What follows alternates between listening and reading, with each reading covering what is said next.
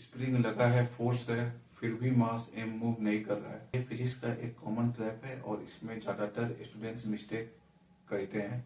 आज हम देखेंगे कैसे। तो इस क्वेश्चन में दो मास है, यहाँ पर फ्रिक्शन है और यहाँ पर फ्रिक्शन नहीं है। बीच में एक स्प्रिंग है जिसकी स्प्रिंग कांस्टेंट के 800 है।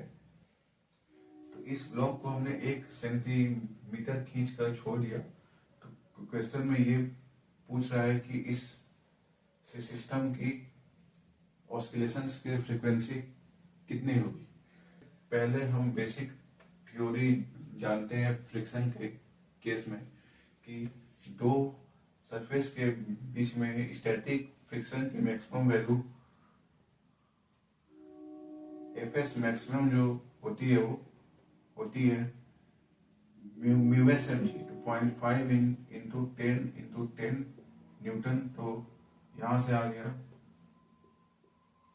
50 न्यूटन। अब जब आप इस मास को 1 सेंटीमीटर खींच कर छोड़ोगे तो इस स्प्रिंग में खिंचाव आएगा। उस खिंचाव के कारण स्प्रिंग इस मास पर रिस्टोरिंग फोर्स लगाएगा K इंटू एक्स। तो पहले आप चेक करोगे कि ये रिस्टोरिंग फोर्स जो है वो 50 न्यूटन फोर्स से ज्यादा है या कम है। अगर फोर्स ज्यादा हुआ तो ये मास मूव होगा और दोनों ब्लॉक जो है वो एक साथ ऑस्किलेट होंगे। अगर ये फोर्स इससे कम है तो ये मास एम मूव नहीं होगा और इस ब्लॉक को आप फिक्स मान लो और ये ब्लॉक जो है वो 1 सेंटीमीटर एम्पलीट्यूड के साथ ऑस्किलेट होगा। और वो ऑस्किलेशन कैसा होगा? एसएचएम होगा। एसएचएम की बेसिक कंडीशन क्या है? एसएचएम की बेसिक कंडीशन है कि रिस्टोरिंग फोर्स जो है वो एक्स के प्रोपोर्शनल हो। तो पहले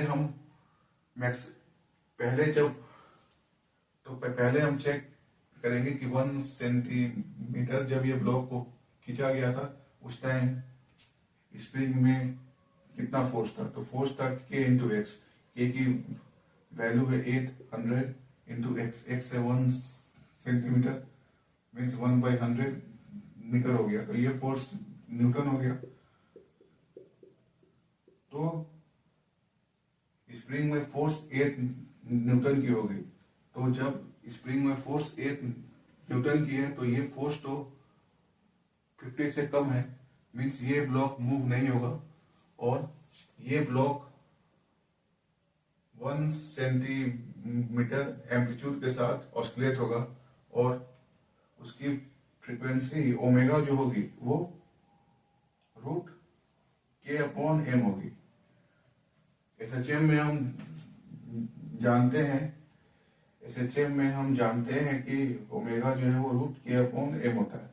ठीक है, तो यहां से √K की वैल्यू 800 और मास की वैल्यू 2। तो यहां से ओमेगा की वैल्यू है 20 रेडियन पर सेकेंड। तो इस मास की टाइम पीरियड जो है वो होगी 2π/ओमेगा। तो 2π/20 सेकेंड। तो ये होगी π/10 सेकेंड आंसर। ठीक है। अब एक सोचने वाली बात कि अगर हम इस स्प्रिंग को ज्यादा खींच दें तो इसमें जो रिस्टोरिंग फोर्स होगी वो 50 N से ज्यादा होगी। तो मेरा सवाल अब आपसे ये है कि क्या अब ये मास एम मूव होगा, और अगर मूव होगा तो क्या ये सिस्टम एसएचएम करेगा? तो इसका आंसर है कि हाँ, ये ब्लॉक मूव होगा, लेकिन ये ब्लॉक एसएचएम नहीं करेगा क्योंकि एसएचएम की कंडीशन है कि force is directly proportional to X. लेकिन यहाँ पर के एक्स के अलावा फ्रिक्शन भी एक फोर्स है, इसीलिए ये एसएचएम नहीं होगा। लेकिन इस ब्लॉक में ऑस्किलेशंस होंगी और वो ऑस्किलेशंस कैसी होंगी? डैम्प्ड होंगी, क्योंकि फ्रिक्शन जो है वो एनर्जी को खाता है और एम्पलीट्यूड जो है ऑसिलेशंस की टाइम के साथ घटेगी। फिजिक्स में फॉर्मूले से पहले कंडीशन को चेक करो, यही अंतर है समझने और रटने में। ऐसे और लॉजिक बेस्ड क्वेश्चन के लिए फॉलो करें।